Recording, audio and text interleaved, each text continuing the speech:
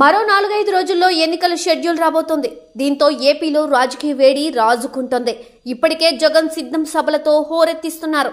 వచ్చే ఎన్నికల్లో జగన్ను గద్దెదించడమే లక్ష్యంగా టీడీపీ, జనసేన, బీజేపీ కూటమి కట్టాయి. పొత్తుల లెక్కలు కూడా దాదాపు కొలికి వచ్చాయి. శరవేగంగా అభ్యర్థుల ప్రకటనను పూర్తి చేసి ప్రచారానికి సిద్ధం కాబోతున్నాయి.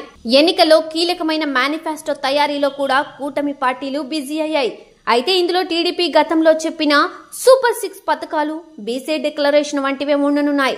జనసేన సొంతంగా హామీ ఇచ్చిన షణ్ముఖ వ్యూహాన్ని పక్కకు పెట్టింది. ఇక బీజేపీ కూడా టీడీపీ మేనిఫెస్టోకే జై కొట్టే అవకాశాలు ఉన్నాయి. కూటమిలో అధికార పగ్గాలు చేపట్టేది టీడీపీ. అందుకే ఆ పార్టీ ఇచ్చిన హామీలనే మేనిఫెస్టోగా అమలు చేసేందుకు ప్రయత్నాలు జరుగుతున్నాయి. బీజేపీ, జనసేన వాటినే ఫాలో అయ్యే అవకాశాలు కనపడుతున్నాయి.